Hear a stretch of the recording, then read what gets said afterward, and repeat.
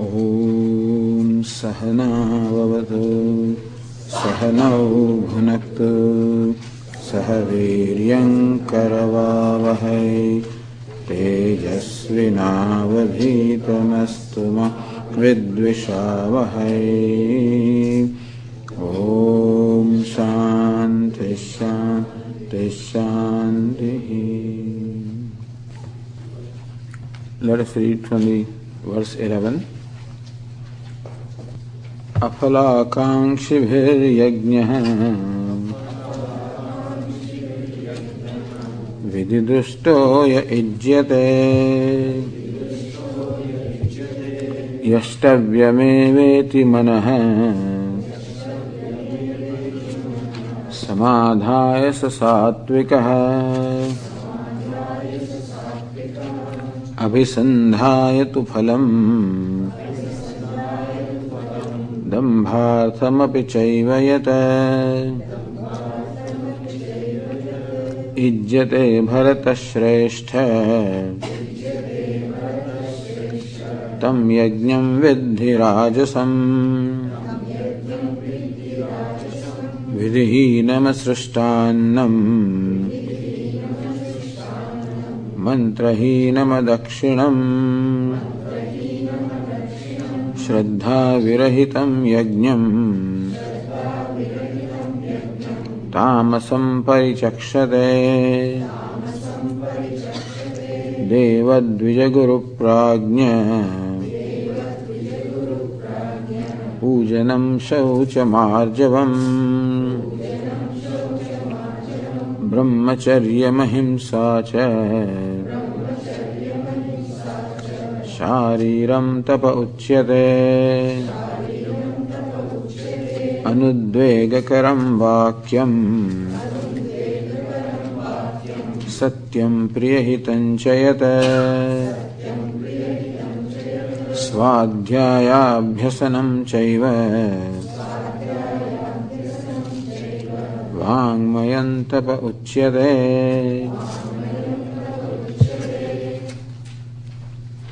So in these verses, Lord Krishna described the three kinds of rituals or forms of worship: sattvic, rajas and tamas. As we discussed yesterday, a sattvic person is the one who enjoys doing what is to be done.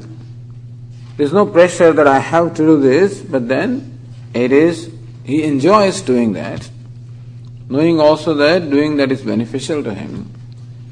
And while performing that act of worship, whether it is act of worship in terms of a homa yajna, act of worship in terms of ritual, or any action for that matter,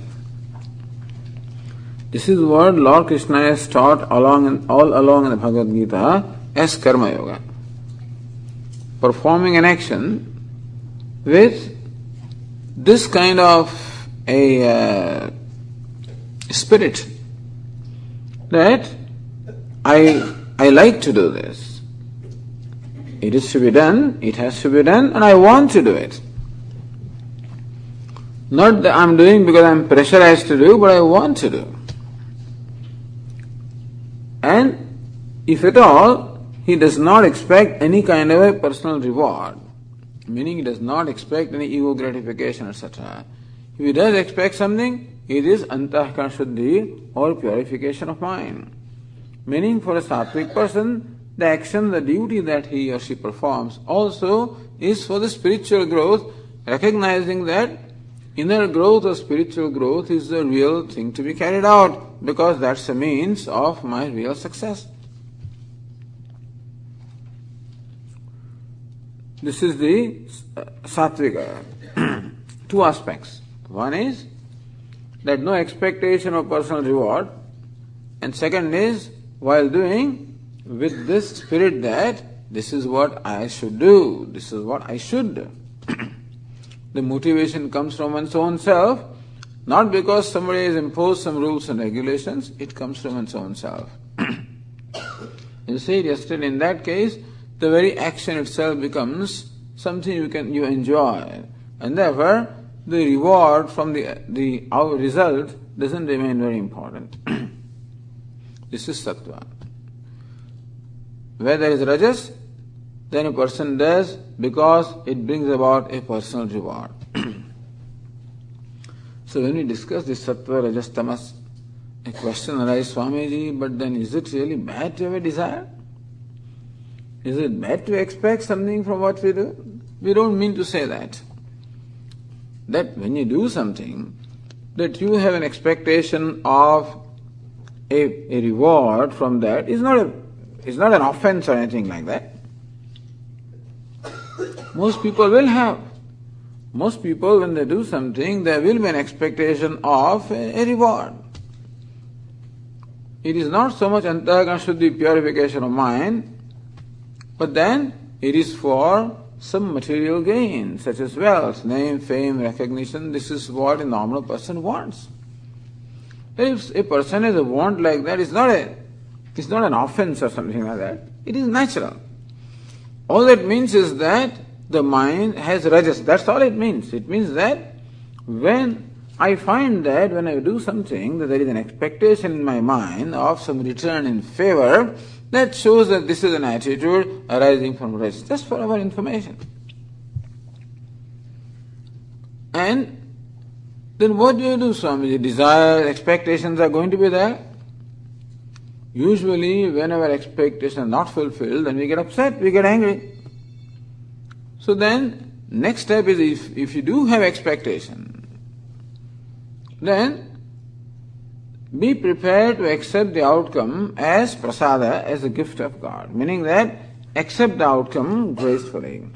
Even if the outcome is not favorable to you, your expectations are not fulfilled, you made an effort, the desired end did not come, accept it gracefully. Otherwise we become frustrated, we become angry, we become resentful.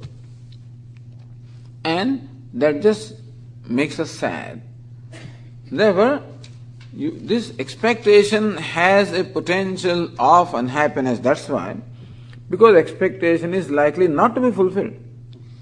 I have an expectation, but the one from whom I expect, that person may or may not know what my expectations are. Or they may have their own agenda, and therefore my agenda may not fit into their agenda, in which case my expectations may not be fulfilled. So having expectation is natural, put it this way. At the same time, our expectation not being fulfilled also is equally natural. That we should know. So if we don't get frustrated, disappointed, resentful, and we develop at least the ability to accept also the outcome gracefully. This is what Lord Krishna teaches. Mahaphaleshu kadachana.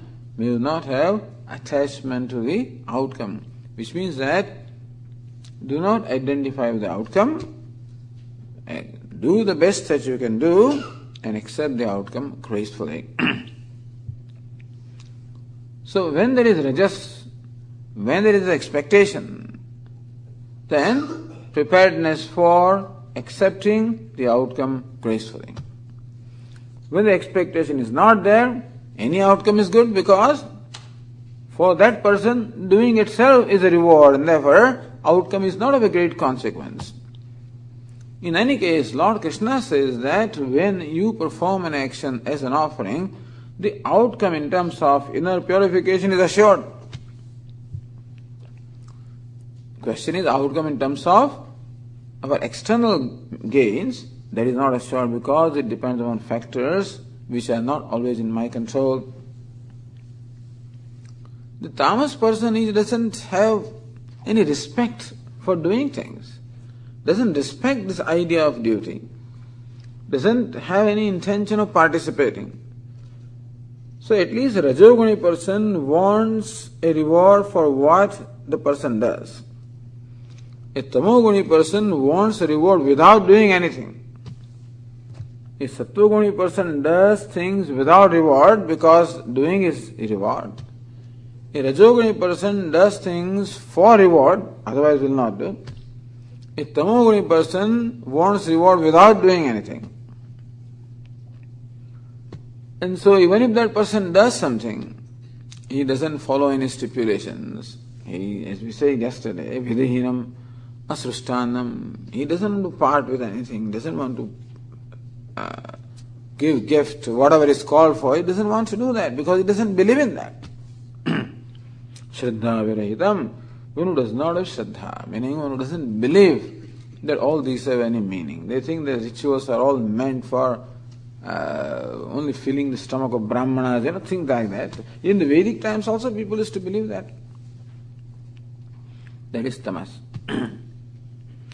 Coming to the threefold tapas, we are told about the tapas or austerity at the level of the body. Pujanam, worshipping, respecting. In short, showing reverence or respect to those who deserve reverence. Recognition that in our life there are many who deserve our respect or reverence because they are older than us, because they are more learned than us, because they are more pious than us, etc. And that it happens to me that I am happy to show my respect or reverence. This reverence actually opens a channel to receive the grace. When I have reverence for someone, it opens a channel to receive the grace. Devadvija Guru Pragna Pujanam Shaucham, cleanliness for one's own body, clothes.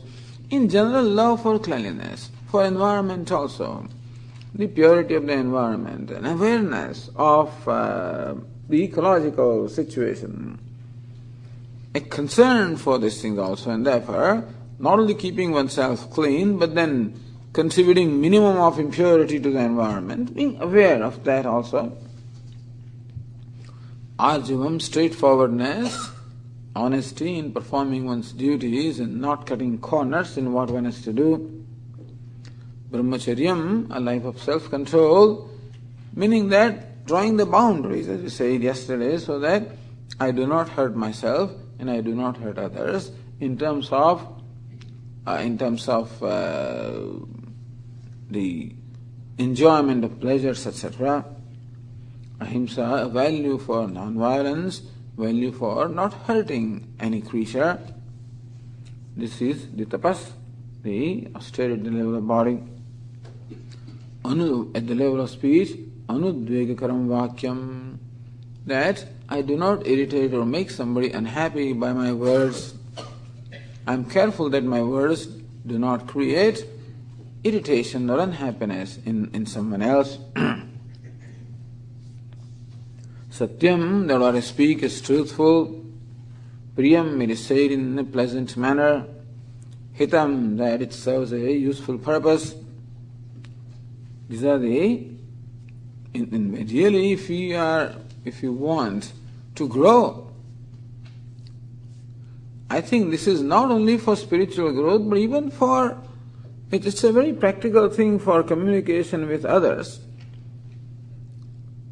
And when we observe this discipline of speech, our mind also becomes disciplined.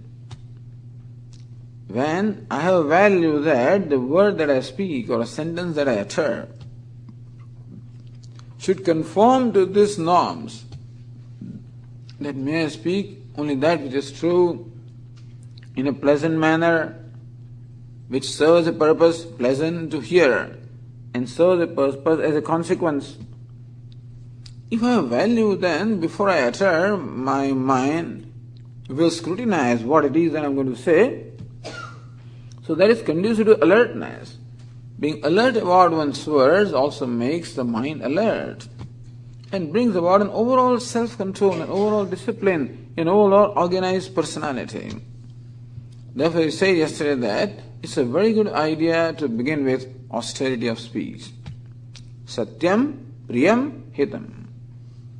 Let the speech be truthful, let it be pleasant, and let it be useful. Here Shankaracharya ji gives a nice example. Yatha shanto bhavatsa swadhyayam yogam cha anutishta tasate shreyo bhavishyari. Like an elderly person telling a young man, shanto bhavatsa, O my child, calm down. O my son, O child, calm down. Svadhyayam yogam cha anutishta. Study and do your yoga.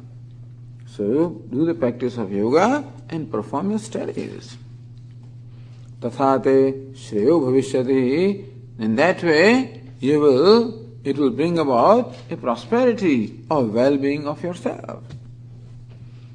And so this is a typical sentence where that is satyam, it is true. Priyam, very pleasant. Hitam, very useful. Swadhyaya Vistanam Chaiva, and repeating one's own Vedas or repeating, as I said, God's name, repeating some prayers. Whatever you learned, repetition in terms of prayer is also part of the austerity of speech. Then continuing now, the austerity of the mind. Let's see verse number 15, verse number 16.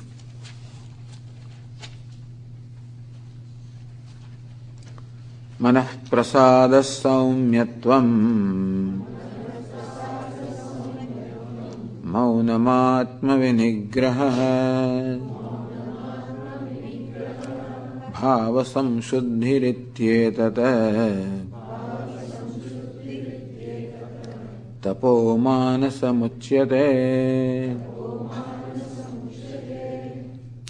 This is the austerity at the level of mind.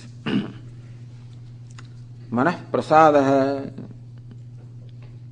the cheerfulness of the mind, that's an austerity of the mind. Cheerfulness of the mind. Swami, how can I do it? Cheerfulness I can't control. I can show cheerfulness on my face by half an inch smile, but then it is cheerfulness of the mind. How do you keep your mind cheerful? Vishaya chinta vyakulatva. Giving up anxieties and worries. It says Vishaya chinta vyakulatva. A lot of anxieties and worries we have about the things that I want. So, the anxieties that are created because of uncertainties of future, that makes the mind disturbed. I cannot remain cheerful or happy because there are anxieties in my mind. What will happen?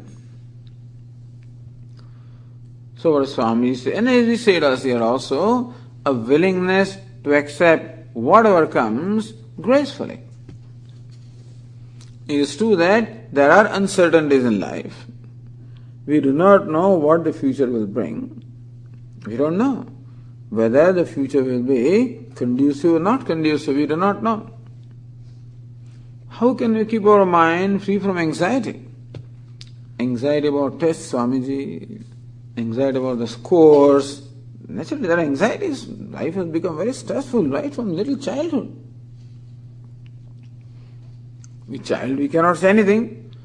But once we start understanding something, then the way to deal with anxiety is be willing to accept gracefully the future. God, give me serenity to accept gracefully what I cannot change. What I can change is what I do. But whatever the outcome is, I cannot change. This willingness to accept the outcome, meaning willingness to accept the future. The present is in my control, my effort is in my control, and it is only proper that I make the best effort. This is possible. So that also is very lot of tension. So much of assignments given from the school. Also tension. Lot of assignments. What can you do? That also you can't help. The school gives you assignment, that's it. You can't help it. Then what do we do? So there's no time, Swami. That means that I have to make time for those assignments. The tension is because there are many other things I want to do. And that doesn't leave enough time for working on my assignment. Then it becomes a big tension. So we have to plan that my assignment takes this much time. It is going to require this much effort, which means I have to cut some other activities and make time available. Planning. So planning one's time to be able to do what is expected out of us. Assignments are expected out of us, no choice. And then plan the time. That will require self-control, giving up some temptation of doing activities which may be tempting otherwise, but then in that it will create tension because then I don't have enough time to address my assignments. So while performing action or responding to the action or situation, proper planning. And in spite of my doing the best, I do not know what the outcome will be, a willingness to accept gracefully. So this is how cheerfulness of the mind can be when the mind is free from tension, free from stresses. Stress is caused because I am pressurized, I have too many things to do. Then we have to plan out, budget our time. What time do we have? What energy we have? How to allocate that? And follow the plan. There will be no tension. What about future?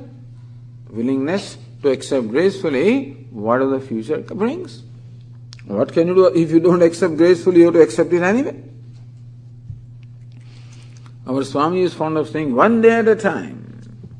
So wake up in the morning and worry about today, not about tomorrow. One day at a time. But anyway, willingness to accept gracefully. So these are the things which can, what is meant by cheerfulness of the mind is free from stress. It is free from stress when I make time to address myself to do what is required to be done, and I am willing to accept gracefully whatever the future brings without blaming myself. Mind remains cheerful if we accept ourselves, really. What creates the unhappiness or sadness in mind is my not accepting myself. Accept myself as I am. Whereas I have a commitment to do the best I can do. Accepting does not mean that I don't try to improve. Accepting does not mean that I don't strive to achieve more than what I have. That is there. But still, accepting myself as I am. But Swamiji, my parents said this and my teacher, this fellow said, it doesn't matter. What other people say is their problem. As long as I am honest, I am truthful, I am hardworking, what else can I do? But Swami, the parents expect the grades, what do you do about that? You can work hard, what else can you do? Other than that, what can you do? So parents may want me to be an Einstein, I can't deal with it, I can't do that. But the reason why the problem is there with acceptance is because basically I have a problem with accepting my own self. So manah prasada, cheerfulness of the mind, calls for a self-acceptance, accepting also one's own limitations, with a commitment to try to overcome the limitations, at the same time accepting myself, respecting myself. Manah prasada, cheerfulness of the mind. It is a result of our effort, result of certain attitudes, result of certain values, result of certain effort that the cheerfulness of the mind comes. That's all. Other values are all included in manah prasada, saumyatvam, gentleness toward others, gentleness towards others, sarvaloka hitaishitatvam, wish well of everybody. Pratasiddha chintanam cha, do not wish ill of anybody, as best as possible, wish well of others. That's called saumyatvam, gentleness of the mind. Wish well of others. Sarve bhavantu sukhinah, sarve santu niramayaha. Let everybody be happy. Let everybody be healthy. No, Swami, I don't want this fellow to be happy. Not this fellow, not this one. Bless them, you have nothing to lose. So let there be good feeling towards others. Wish well of others. But somebody, they don't wish well of me, that's okay, that's their problem. Even if someone does not wish well of me, I don't have to respond by wishing ill of them. I have my own values. I need to internalize what other people do to me. And these are all difficult things, but we have to learn, you have to grow to learn these things. Because people have problems with their own mind. That is why they cannot display a good attitude towards others. They are angry, they are hateful, okay. But just because someone is negative or hateful towards me, I don't have to hate that person. Because in so doing, I am polluting my own mind anyway. When I entertain an ill feeling towards others in my mind, I wish ill of somebody else, then I am polluting my own mind. And what happens is that when I entertain this kind of feelings, then mind develops a habit to entertain those feelings only. So we have to be very careful about keeping, just as we want to keep our body and clothes also clean, it is important that we keep our mind also clean. Whenever we find such negative tendencies arising, we get rid of them and replace them by positive tendency. Saumyatvam, gentleness, meaning wishing well of others and refraining from wishing ill of others. If that is there, automatically then my behavior will be gentle. The person who wishes well of others will be a gentle person. If in my mind I have ill feeling for others, that ill feeling will reflect itself as a harsh behavior. So gentleness in behavior calls for a gentleness in mind, and what is meant by gentleness in mind is wishing well of others, refraining from wishing ill of them. Manah prasada saumyatvam maunam. Maunam means silence. Silence is a value. But silence is a discipline of speech. Silence is the discipline of speech. Here it is mentioned as discipline of the mind. So we can say that silence is trying to make the mind also silent.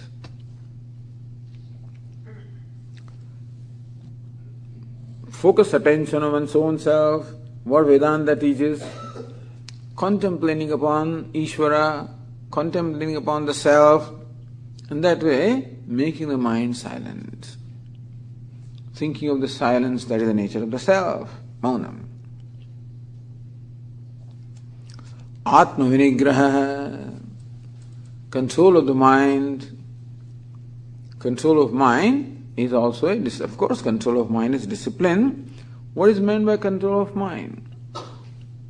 Whenever mind comes up with any kind of a negative or hurting tendency, replacing it by a positive tendency.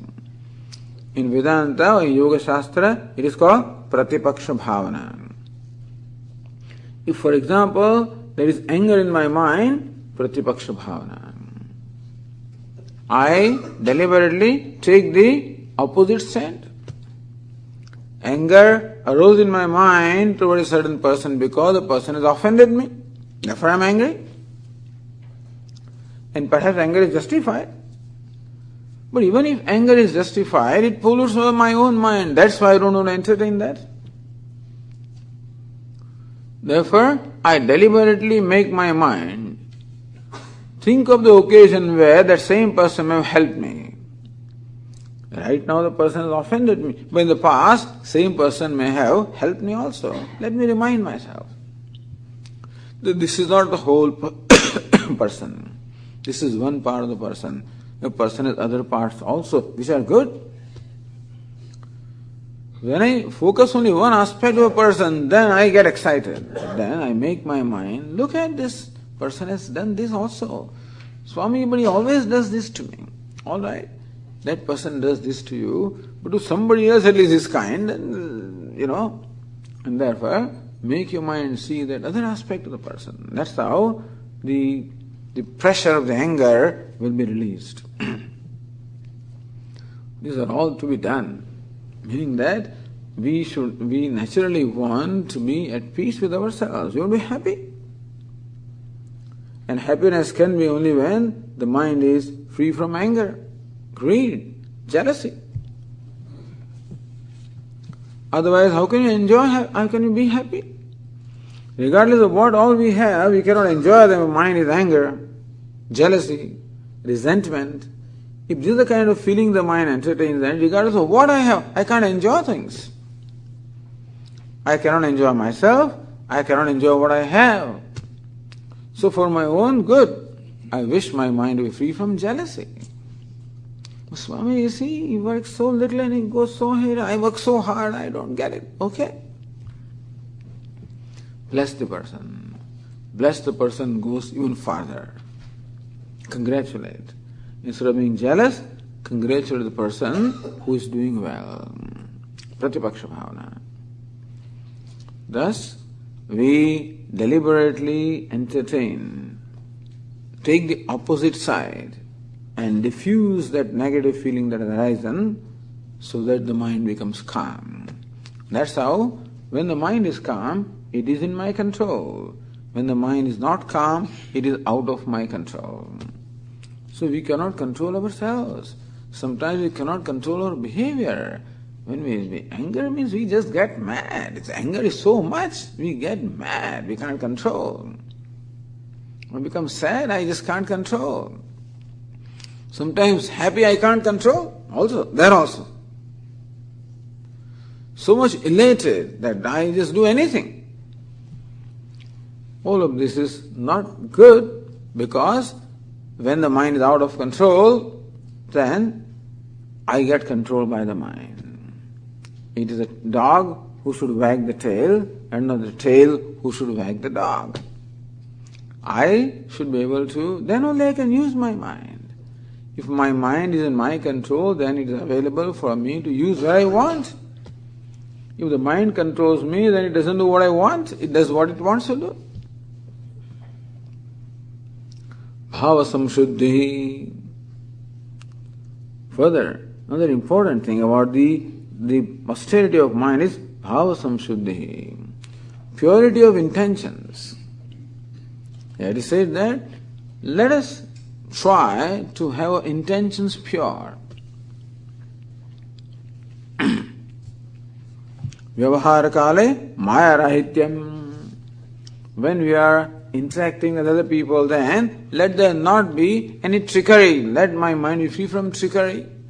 Tricking. Showing something and feeling something else. In my mind, I have a certain feeling and I show differently. In my speech or in my behavior, this is the impurity of the mind. Let there be the purity of intentions. Let us entertain good intentions. Let us be as transparent as possible. Let us be, so transparency or the purity of intentions. It is all these things are difficult things to do, but then this is what we have to try. Swami, if my intentions become well known, you know what they will do to me? Nobody ever reveals their intention to anybody. They say that if husband and wife also, they don't reveal their intentions. Swamiji, otherwise the marriage will not last.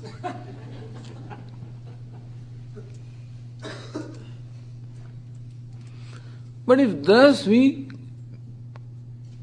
develop a habit of always hiding our intentions and showing ourselves different from what our intention is, we are creating split within our own self. I'm not saying that you declare to the world what all is happening in your mind. Please don't do that.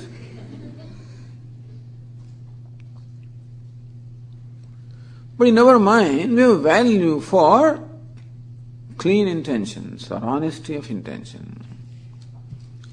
When I smile, let there be smile in my mind also. When I help, let there be a helping attitude in the mind. That's what it means. When I give, let there be a giving attitude. Let my attitude be in alignment with what I do. Let there be an alignment between my thought, my word, and my deed. They're all spiritual practices. All of this is spiritual practices. All of these are conducive to purification of our mind and our own internal happiness. Understand that happiness is strictly a function of purity of mind. It has to do with nothing else. Happiness has to do with nothing other than purity of our mind. And therefore, to be happy, all we need is purity of mind. Meaning, purity of the intention, having good feelings for others, refraining from wishing ill of others, being willing to accept gracefully whatever I cannot change, accept gracefully.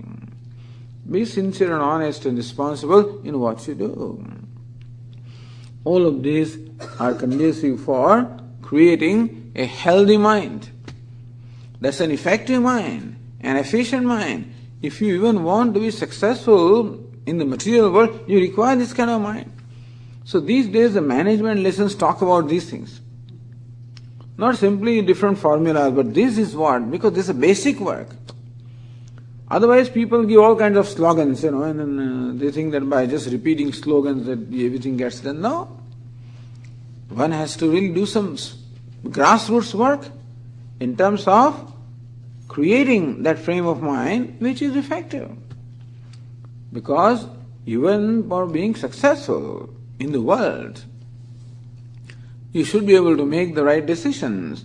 For that you should have the right kind of judgment. For that you should have the right assessment. For that you should have the mind which has the capacity to assess. So mind which enjoys a cheerfulness or a tranquility or a leisure or goodness will be very effective mind even in the vyavahara also. So it is both. To be effective in the life also, we need all these values. Thus Lord Krishna described the threefold austerities at the physical level, at the level of speech, at the level of mind. Now the sattvic, rajas and tamas are being described. So the next verse says, Shraddhaya paraya taptam tapastatrividham naraihi afalakankshabhir yuktaihi sattvikam parichakshate.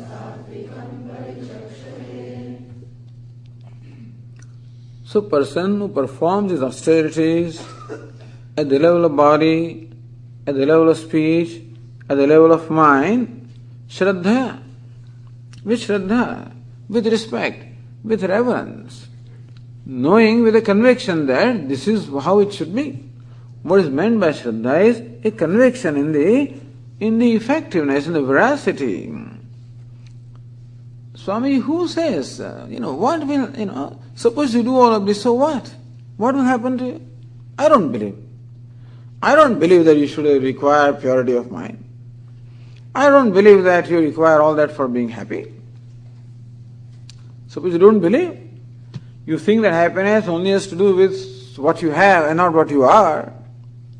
Then you won't bother about, working on yourself. You'll only bother about working on things around you. So what conviction we have becomes very important.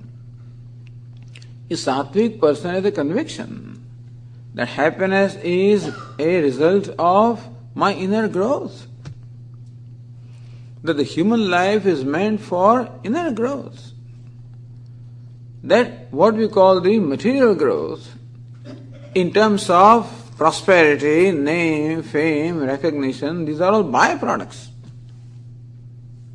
that our primary focus or value or priority is to bring about an inner growth. In that process, whatever external growth happens, fine. But I will not compromise my inner growth for the sake of external growth, at least. If there is a conflict, both of them go together, that's wonderful. Vedanta respects the material growth, but not at the cost of the spiritual growth. Because then I am selling myself. For buying something, I sell myself. That's not a good bargain. And so, if this is clear, this is what a sattvic person understands. That is his conviction. And therefore, these kind of austerities are important because he knows that these austerities will contribute to the inner growth. That by doing that, I am obliging myself, not obliging the world by being a good person, I am obliging myself. If this is what I believe, then I have value for being good for the sake of being good. If I think that being good is good policy, how to make friends and influence people and stuff like that, if that is, then it's a different matter. But if I recognize the value of being good, then I do it for the sake of that. Let's go Shraddha. Shraddhaya paraya taptam. These austerities I perform with the great Shraddha. Means this conviction that this is the right thing to do, that this is the best for me, and that I am really helping myself by doing this. Tapas tatrividham naraihi. These threefold austerities are performed by the human being with this Shraddha or conviction. Apalakankshibehi. And therefore, by doing this, they do not expect any kind of recognition or reward. That look what all I am doing. At the physical level I am serving, I am helping other people, I am clean, I am non-violent, I am organized. At the level of speech also I pay all this attention. Nobody takes note of that, nobody cares for me. No, afalakankshi. He doesn't expect any kind of a reward because he knows this is the reward. Doing it itself brings about a reward in terms of inner cheerfulness or inner happiness. Therefore, he doesn't need any other reward. Yuktaihi, by those who are self-controlled. So this is sattva, where there is no demand or expectation of approval by others. A person who doesn't require approval of others because he approves himself. A sattvic person approves himself and therefore doesn't require approval of others. That doesn't mean he doesn't care for others, doesn't mean he is disrespectful to others, but at the same time he doesn't demand from others that they have to do something because I do this. That kind of demand is not there. A self-controlled person who is organized, disciplined. Not control means he is strained and but self-control is naturally, whose mind enjoys the leisure, and therefore his behavior and everything also is going to reflect that.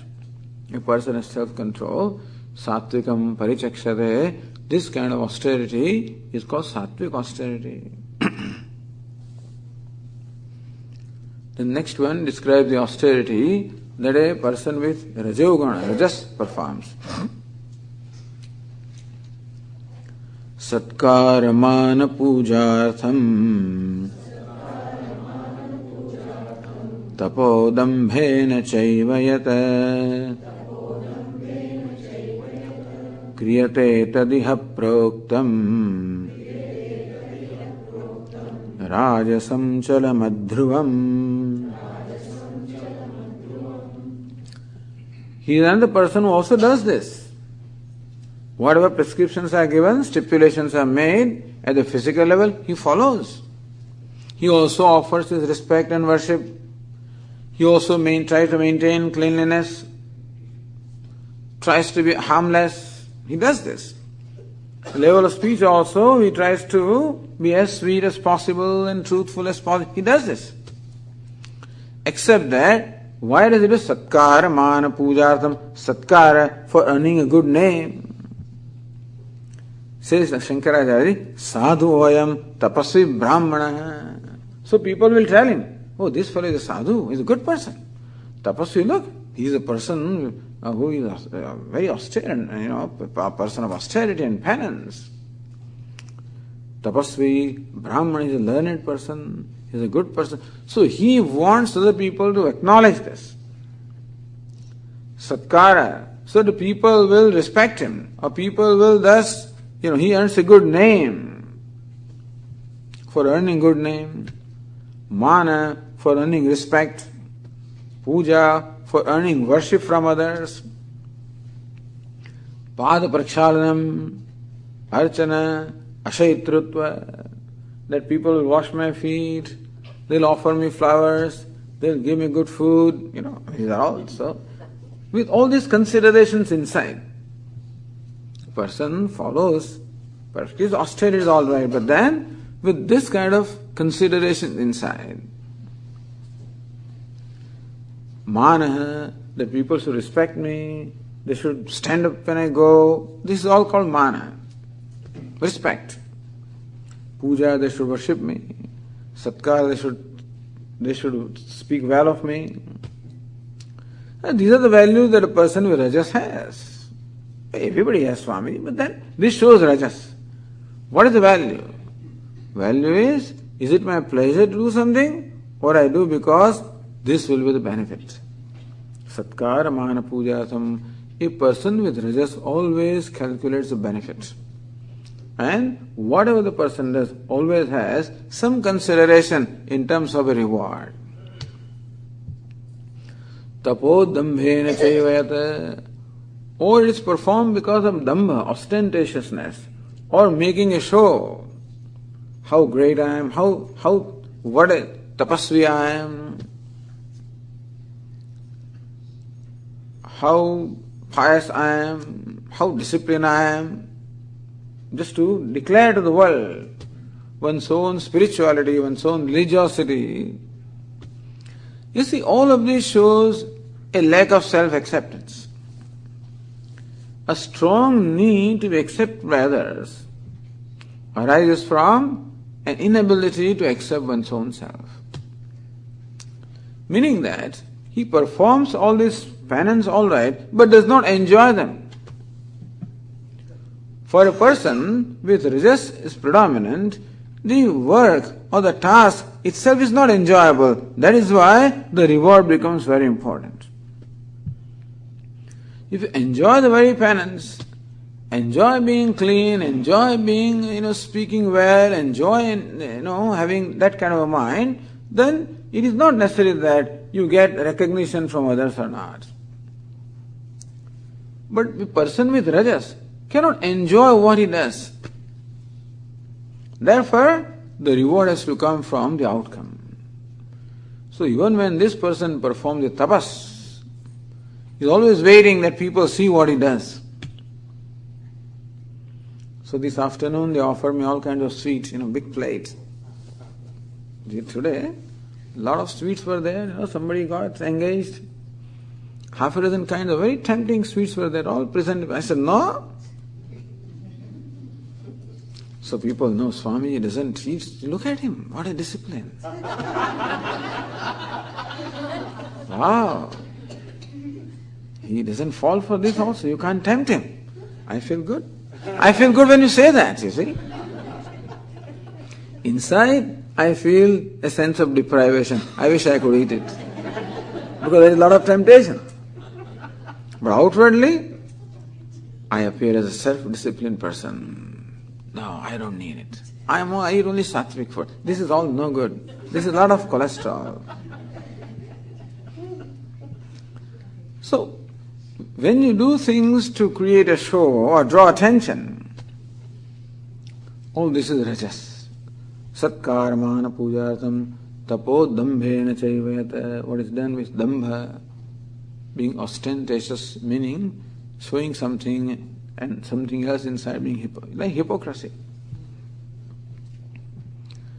Kriyate tadiha proktam. Whenever penance is performed like this, rajasam, it is called the austerity born of rajas.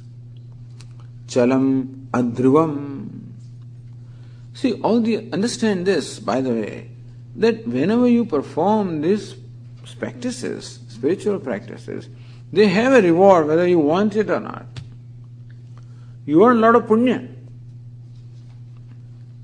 The punya means the merit is created by this. Now, if you do not want any material benefit, then that punya or the virtue will go in self-purification. How to use the punya? When you do something good, then punya is created. What is punya? Merit is created. If we do things with a desire, then that merit gets utilized in fulfilling our desire and giving up some material, and that's the end of it. Chalam, uncertain, transitory, adhruvam, unsteady, unpredictable.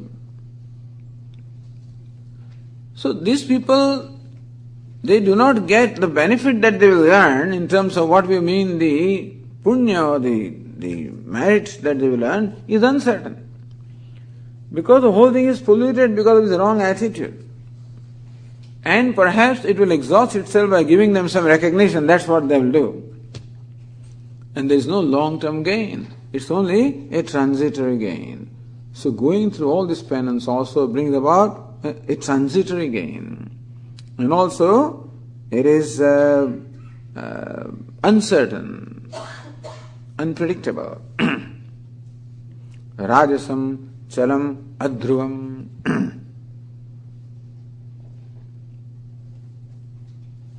And then the penance performed by a person with tamoguna. Next verse says, Mudhagrahenatmano yata pīdaya kriyate tapaha parasyotsādanārtham vā tattamasamudharitam.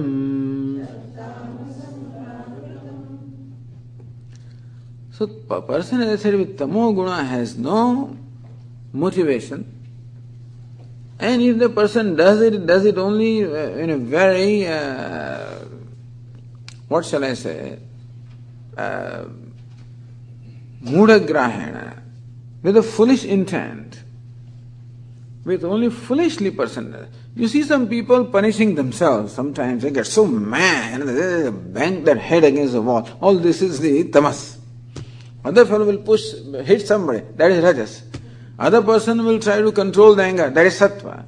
This fellow will hit somebody, rajas. And this chap will hit his head against the wall, tamas.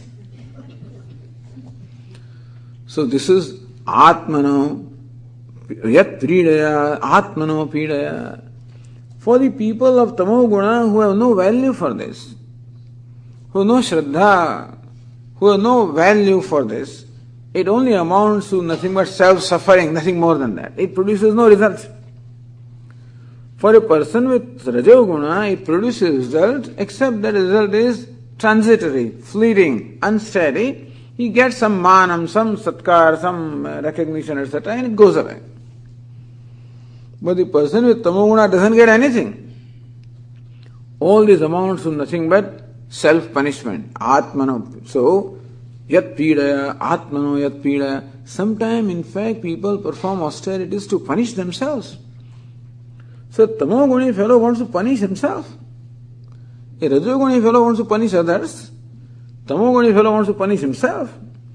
So, there are people who undertake certain practices to punish themselves. They will just observe fast, they will just, pierce their tongues and pierce something and do all kinds of things. You see this kind of pictures, you see people also. I don't know why. No, Swami, when you do that, you get some powers. Maybe they do. What do you do with those powers? Parastyotsadhanartham va, for distraction of others. So powers that are gained by this foul means also are used for foul purposes. So when the mind is tamas in pradam, everything is foul. The intentions also are foul, and that parastyotsadhanartham va, for hurting others or distracting others, or for only punishing themselves, or out of foolish intent it is done, with no understanding, no maturity. Tat tamasam udavritam. This kind of penance is called tamas or born of tamas. So this is the topic of the tapas is concluded. Aharastapi swarasya trivido bhavati priya yajñas tapas tathadanam tesham bhedamimam shranu. Lord Krishna has proposed that he will describe ahar, the food, which he did, yajna, the rituals that he did, tapas, the austerity that he did. The fourth is now dhanam, charity. Charity also can be a result of three kinds of attitudes: sattva, rajas and tamas. So what is the attitude or the disposition of a person who is sattvic when that person makes a charity? That's the next verse here.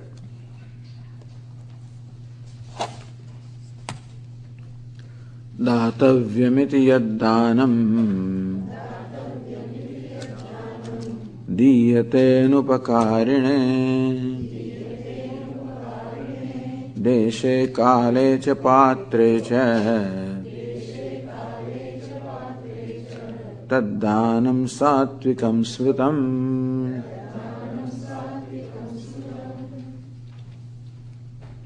Dātavyam. See, person who is sattvic, self-motivation. A sattvic person is motivated by himself. A rajas person is motivated by the reward. A tamas person is motivated by fear or punishment. So here, even in charity or self-motivation, dātavyam, hey, I should give. That's the kind of inspiration he gets from within, I should give. Because the person feels very rich from within. What we give is determined not by what we have, is determined how we feel about ourselves. You must have heard this famous story of Lord Krishna. It is said that once he went to Hastinapura, which is the capital of the Kauravas, and Duryodhana is the king. Lord Krishna wanted to test and show to Arjuna what is called charity. Lord Krishna goes to Hastinapura in the guise of an old Brahmin and appears at the gates of the palace of Duryodhana. The Brahmin is received with honors and he requests an audience with Duryodhana. So he is taken to Duryodhana, who is a great king, very powerful. So Duryodhana says, Sir, what can I do for you? So I have come with a certain requirement, certain need. So what's your need? So I want to perform a very big ritual, a fire ritual, a yajna. And for that I need 50 cartloads of dry firewood. What I need is 50 cartloads of dry firewood. That's all I need. That's all. Says yes. No problem. Duryodhana calls his servants, take this Brahmin, take good care of him, let him rest for a few hours. And he sends his attendants to forest, says go and get 50 cars of dry wood. People go there. After a few hours, they come back, saying that, Sir, it has been raining so hard since last 1 week that everything is wet. There is not a single tree, nowhere you find any dry wood. So Duryodhana calls this Brahmana and expresses his regret, inability. So I am very sorry. I cannot fulfill your request because there is no dry wood available anywhere. What else can I do for you? No, sir, that's all I need. No problem. I'll take care of it. So then that Brahmana walks out of the palace of Duryodhana. Then he goes to another person, Karna. Karna is the king of a very small kingdom. Duryodhana's wealth is just amazing. Karna is somewhat wealthy, but nowhere near Duryodhana. Brahmana goes to Karna. He also requests an audience with Karna. He's taken there. Karna asks him a similar question. What can I do for you? Sir, I wish to have 50 cartloads of dry firewood because I want to perform this elaborate ritual. No problem. Karna also similarly asks his people to take care of Brahmana. He also sends his people and discovers that there is no dry wood anywhere. So Karna said, Sir, will it be all right if you wait for a couple of days? He said, I don't mind waiting for a couple of days. So then Brahmana is given shelter. He's put up somewhere nicely for a couple of days. After a couple of days, he's invited. And he comes to the place where Karna was, and he finds the whole place vacant. He says, what happened? Where is the palace? I thought there was a big palace here. Where is the palace? Karna says, it's right here. In form of 50 cartloads of wood. What Karna did was pull down his whole palace, which was made of wood, filled up 50 carts, gave to the Brahmana. Now this is a big deal. This is called Datavyam. Karna is of course most well known as the most charitable person. And whenever you want to mention somebody for charity, Karna's name always comes up first. And there are many incidents in the life of Karna where he has shown that generosity and he has never cared for himself. But Datavyam, he just has this inspiration in his mind that I should give. The idea is that it is inner richness that enables a person to give.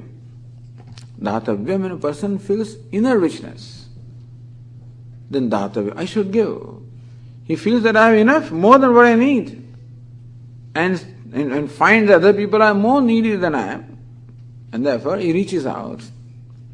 Diyate anupakarane. And further, it is given to a person from whom there is no expectation of return of favor. Either it is given to a person who cannot ever return the favor, or if it is given to a person who can return the favor, there is no expectation that there will be return of favor as a result of my charity. No, there is an expectation that I will earn some punya or a merit out of that and I will go to heaven. No such expectation at all, because for a sattvic person, the happiness comes in the very act of doing things. His fulfillment comes in the very act of giving. In Taittiriya Upanishad that we are studying, we did not study that portion, but then it says Shraddhaya Adeyam, Ashraddhaya Adeyam. Whenever you give with respect. Don't give it without respect. Shriya Adeyam, always give in proportion to your wealth. Shriya Adeyam, give with humility. Don't make the other person feel obliged. Bhyadeyam, give with awe. In the mind, I'm giving. Will it create some kind of a feeling in mind of other person? Do I appear like a person who is giving or obliging the person? In fact, the person feels that maybe I might make the receiver in some way create an embarrassment for that person. Should not do that. Shriyadeyam, Kriyadeyam, Bhyadeyam, Samvidadeyam. With friendliness you should give. Dhatavyam.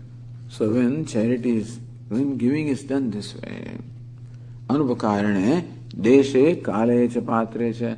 Of course, the Indian scriptures do seem to say that when you give, it should be given to a deserving person. The person who needs that. And person who deserves it, who needs it, Kale, at the time when it is needed. The person who needs it, at the time when it is needed, not after 15 days, okay, I have no use of it. Patresha, Deshe, at the right place, the right time, to the right person. So here, the view is that when you give charity, it also becomes a responsibility on your part to make sure that it is given to the right person. that the money or what? Charity need not only be in terms of money, it can be anything. But generally it is money, then you should see that the money is going to be properly utilized. It goes to a person who will utilize it properly, etc. I mean, that also one should look into. Although some people believe that is none of your business. Some people believe that charity should be given. Why should you worry? Do the trees worry about who takes their fruits? The trees give their fruits without any kind of consideration. Who takes it? Give it. That's another view. But that is not shared here. It says no. The giving should be responsible giving. Deshe kale japatreja taddanam satvikam smritam. That charity is said to be born of sattva. Next one, what is the charity? Kind of charity born of rajas. Yattu pratyupakarartham phalamuddishya va punaha diyate cha parikrishtam tadrajasamudahritam.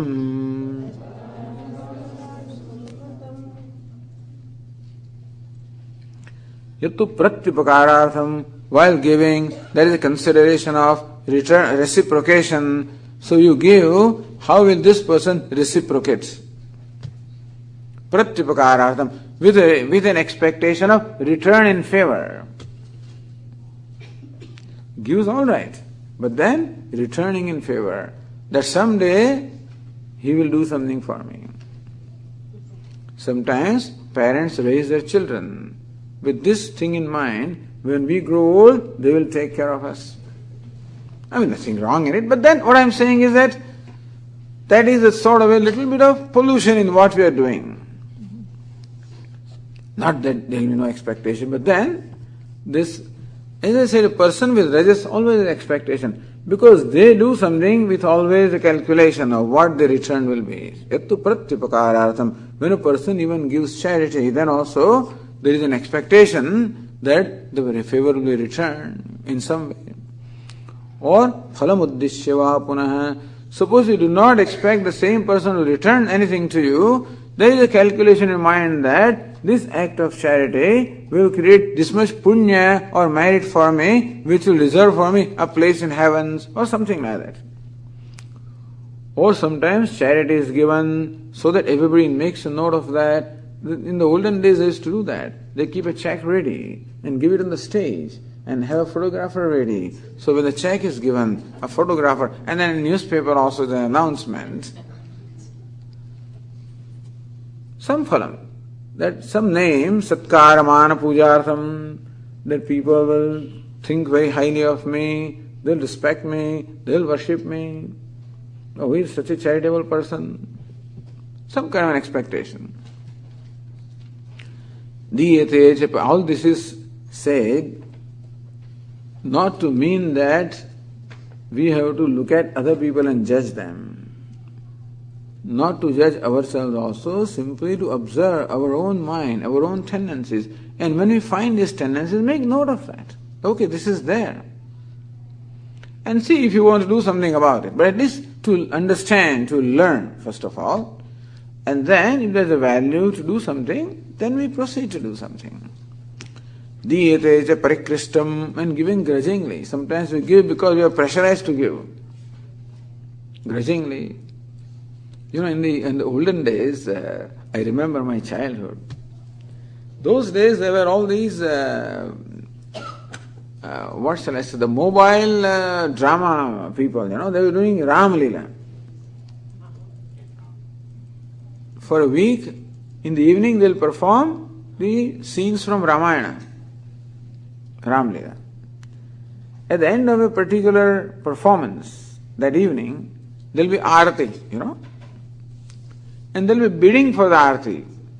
So whoever bids the highest gets to show the arati.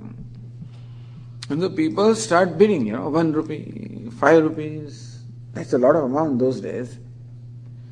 Some people get so excited and then, I don't know, there's something happens and then it's 10 rupees, something like that, So okay, then nobody, then this will, oh boy, 10 rupees, Then he regrets later on, having said it.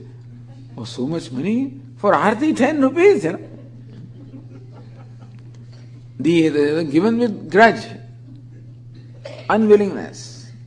There is also rajas. He doesn't want to part with it unless there is something to gain. If there is nothing to gain, give us grudgingly because there is some pressure.